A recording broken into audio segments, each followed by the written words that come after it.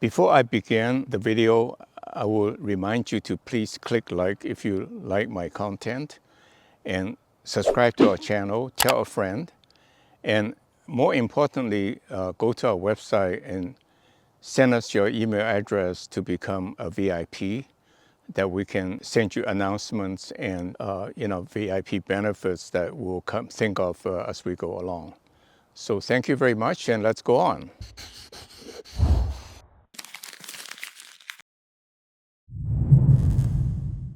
Hi, I'm miltonchang of Bonsaiheirloom. Today I will work on this Chinese elm, Lacebark elm that I bought at an auction.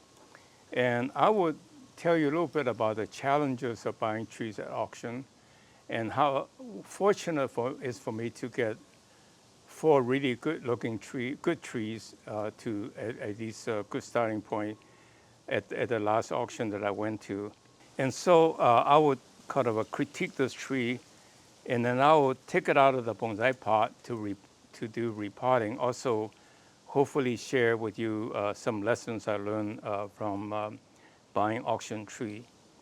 First of all, I'm really buying the age of this tree. Look at all of the detail work that went into it. And you just can't fake this age. Not perfect, but that's what trees should be, imperfect, but natural looking, But if I do a little careful carving and all that, it will look really nice. And I'll also take it out of the pot. I really need to introduce some uniformity. This tree is potted in all kinds of stuff. I think it's lava rock, decomposed compost,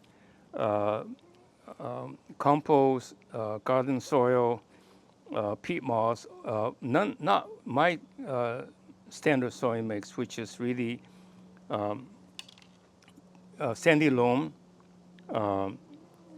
peat moss, or coconut coir, and perlite. That's my standard mix. And also, I rarely anchor my tree because you don't tip your tree over, and soon, once the roots established, it's held in place. But nonetheless, let me critique this tree a little bit before I work on it. There's actually not much to work on because the shape and all that is really nice. If you look close up, you can see the girding of the wiring. I told my my gardener, to remove all of the wires. And even then, there's about 20 wires that was not discovered. It was just hidden. So it's really hard to, remove the wires. So let me state my position about wiring, because a lot of people think that I'm against wiring. I'm not. So let me put things in perspective.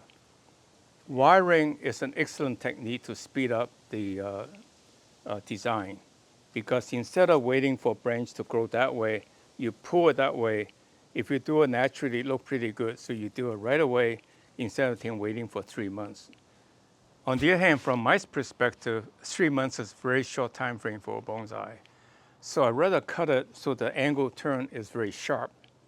And so I get there eventually without wiring. On the other hand, when I get let's say a juniper, I cut back drastically to get my shape, and then I let it grow out again. So there's no need for wiring. But when the shoot's growing out very long, I can again cut it to reorient it, or I can wire it to reorient it, or I can use the anchor wire to rewire it, to position it. So if, for example, this branch was wired to go down to show its old age. This tree branch is probably growing up like this. But if I use the anchor wire there to pull it down, I will not have the girdle mark. And it will look natural because old branches tend to droop on its own weight. And the same thing with this branch. So anchor wire is another alternative. So wire your tree when you want to speed up the process of turning a branch. And I think it's unconscionable to say, I want a branch here and let me pull one from here to there. It's not natural. And finally, when you do wire it very loosely because you just get the branch to roughly the position. You're not trying to hold it precisely to the location. It's because trees are very random. Everything's very rough, and then the ramification you can adjust to get the final look of where you want it to be. So, in conclusion, wiring is an excellent technique in a repertoire of techniques, and if you do wire more or less at the later stage when you need to speed up the looks. And third, when you wire, don't wire too tightly and remove quickly. Usually I found a month or at most 2 will keep the branch in place. It may bounce back a little bit, but not much. And shaping is not a very precise art. So it's good enough. So with that in mind, I think please use wiring, but remember clip and grow always give you better results because the angles are sharper and nature's in place to make the growth look more natural, okay? With that in mind, let me just take the tree out. Usually these trees, you never know what's underneath of it, so I like to normalize it by go through it one more time. This person is a very, very good bonsai person. He is very precise in the way he does.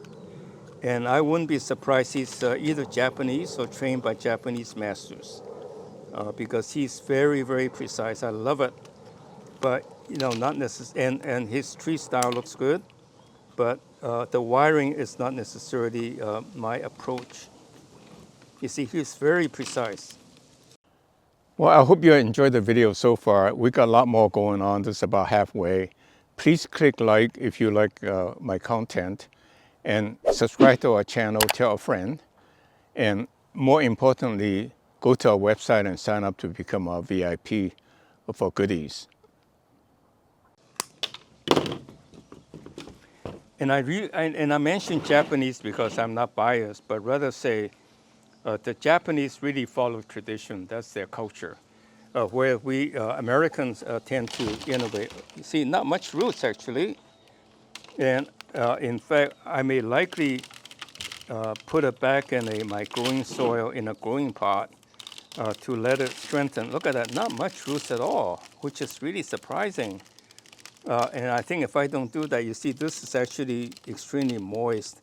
It's quite possible the soil is too clayey.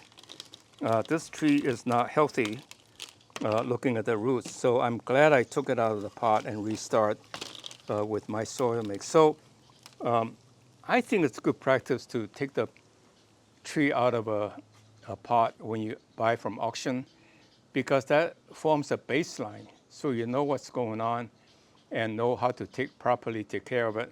Like this tree, I definitely would repot it. There's not that much fibrous roots. And the soil makes us, I must say, it's a pretty weird between soil and all kinds of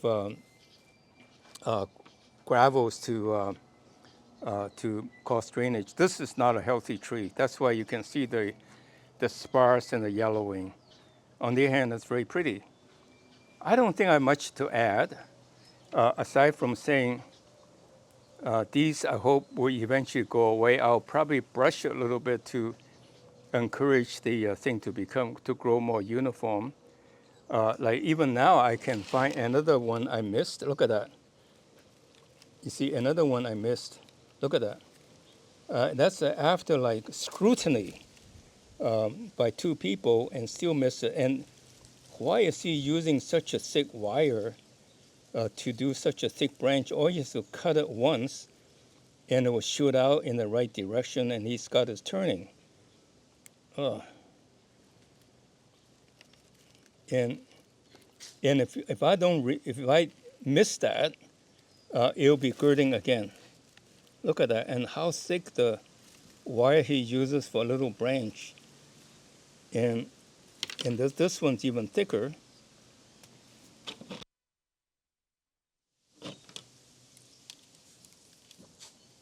Yeah, and I tell you, we already spent hours removing wires.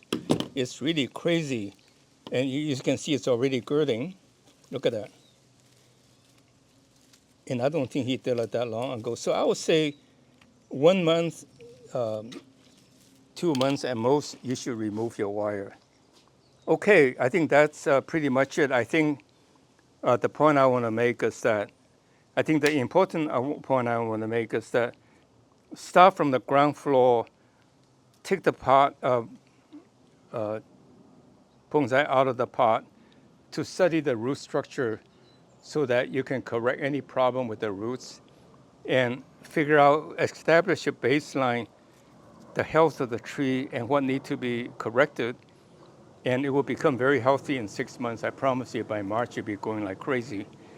And then remove all the wires and maybe brush it to help healing of the bark and correct a little error, or not error, deficiencies like this is a very nice taper, but this is not thick enough, and that's even less. So I probably will not cut this part, let it grow a lot of leaves so that this part will thicken, and then I cut back to shape. I think this tree will look very, very nice. But right now, I think it's got a very serious problem that I need to correct. So again, thank you very much for watching this video, and I hope to see you next week. Thank you very much for watching. Well, thank you very much for watching today's video. Subscribe to our channel and tell a friend. And most importantly, go to our website and sign up to become our VIP so that we can send you announcements of special considerations. Thank you very much. See you next week.